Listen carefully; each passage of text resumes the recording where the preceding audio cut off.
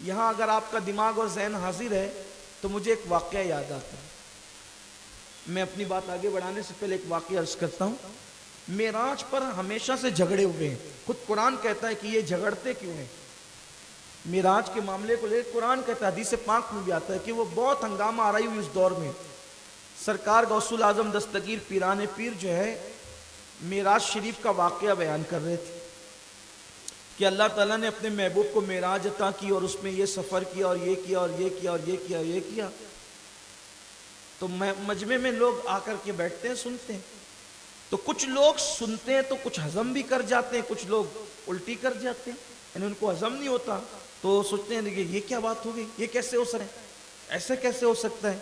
اب مگر تھے وہ غوث پاک, اور غوث پاک کا حال یہ کہ مجمع میں جو بیٹھ کر کے جو دل میں گزر رہا ہے وہ بھی غوث پاک جانتے تھے, لوگوں کے دلوں کی کیفیت بھی غوث پاک جانتے تھے.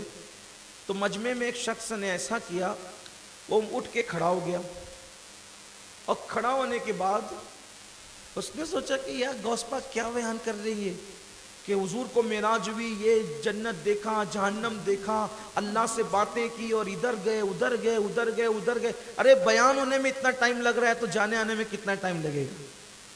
اور یہ کہتے ہیں کہ گئے تو بستر بھی, واپس آئے تو بستر بھی گرم تھا, زنجیر بھی ہل رہی تھی.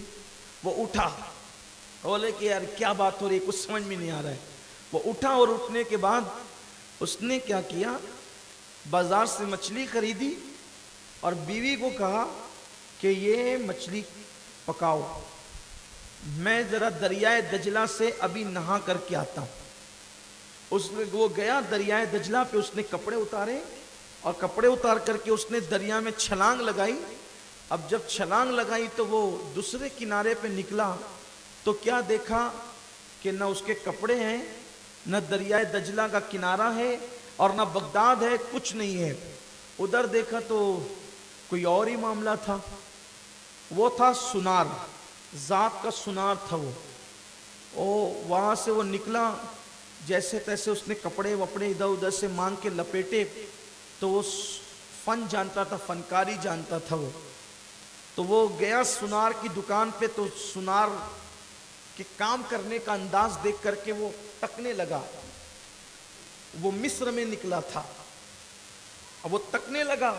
سنار پہچان گیا کہ یہ بھی ذات کا سنار پتہ معلوم ہوتا ہے. تو اس نے کہا کیا تم سنار ہو؟ اس نے کہا ہاں میں سنار ہوں. پھر اس کے بعد اس نے اپنے پاس رکھا اور اس کی کاراگیری اور محنت کو دیکھ کر اپنی بیٹی کی شادی اس کے ساتھ کر دی. اور اپنی بیٹی کی شادی اس کے ساتھ کر دی تو اس کو 3 بچے ہو گئے. شادی ہوئی, 3 بچے ہوئے, اور اس درمیان میں تقریباً 7 سال تک وہ وہاں رہا. اور 7 سال تک وہاں رہنے کے بعد پھر ایک دن اس کو خیال آیا, حالانکہ وہ اندر ہی اندر پریشان رہتا تھا کہ میں صرف ایک جو ہے وہ میں دریا کے اندر چھلانگ لگا کر میں کہاں سے کہاں نکل گیا تھا, بغداد سے نکل گیا, مصر سے. سرکار غوث پاک رضی اللہ تعالیٰ کی محفل سے اٹھا اور میرے ساتھ کیا حادثہ ہو گیا. اب وہ پلینوں کا دور تو ٹرینوں کا دور تو تھا نہیں کہ جلدی سے بھاگ دوڑ کے پھر وہ گھر آتا یا کرتا. بہرحال وہ سکون سے جی رہا تھا. ایک دن ایسے خیال آیا, 7 سال بیت گئے, 3 بچے ہو گئے, بیوی ہو گئی. اب وہ ایک دن آیا, سوچا کہ چلو دریا میں پھر غسل کرتے ہیں. اب ادھر جیسے چھلانگ لگائی تو ادھر نکلا تو دیکھا کہ کپڑے بھی ویسے ہی رکھے ہوئے, اور اس نے اپنے کپڑے پہنے, اور کپڑے پہن کے سوچا کہ 7 سال ہو گئے, پتہ نہیں میرے گھر کے حالات کیا ہوں گے اور کیا معاملات ہوں گے, لیکن 7 سال بیت گئے اور میرے کپڑے دجلہ کے کنارے پڑے رہے. اس کو سمجھ میں نہیں آ رہا تھا. وہ جیسے ہی گھر پہنچا تو اس کی بیوی مچھلی دھل کے کاٹ رہی تھی. اس کی بیوی مچھلی دھل کے کاٹ رہی تھی. یہ معتبر کتابوں کے اندر یہ واقعہ موجود ہے. معتبر کتب میں اس طرح کے واقعات کا تذکرہ ملک العلماء علامہ ظفر الدین بہاری رحمۃ اللہ علیہ نے بھی اپنی کتاب میں فرمایا. اس کی بیوی مچھلی دھل کے کاٹ رہی تھی. ارے مچھلی پکی نہیں ابھی. کہا کہ آپ ابھی لا کر کے دیے ہیں اور آپ کہتے ہیں کہ اتنی جلدی ابھی پکی نہیں. تو یہ پریشانی میں پھر یہاں سے نکلا. پھر وہ غوث پاک کی محفل میں گیا تو سرکار غوث پاک ابھی معراج ہی بیان فرما رہے تھے. ابھی غوث پاک ادھر اس کے 7 سال بیت گئے، 3 بچوں کا باپ بن گیا، ادھر مچھلی دھلی جا رہی ہے، مچھلی کٹ رہی ہے، اور غوث پاک کی ابھی محفل ختم نہیں ہوئی ہے۔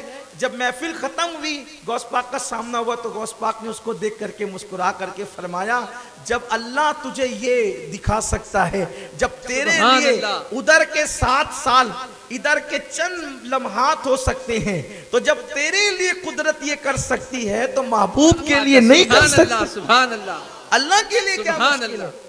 اللہ کے لیے کیا مشکل ہے؟ وہ جو سبحان چاہے کرے۔ اللہ کی قدرت بڑی عظیم ہے۔ تو اللہ تبارک و تعالیٰ نے اپنے حبیب صلی اللہ علیہ وآلہ وسلم کو اپنی نشانیاں دکھائی، اپنی آیات دکھائی۔ یہی ہے میدان محشر 50,000 سال کے برابر ہے، لیکن جن کو اللہ قیامت کے دن عرش کے سائے میں جگہ عطا فرمائے گا، ان کے لیے میدان محشر صرف ظہر کی 4 رکعت نماز کے برابر ہوگا۔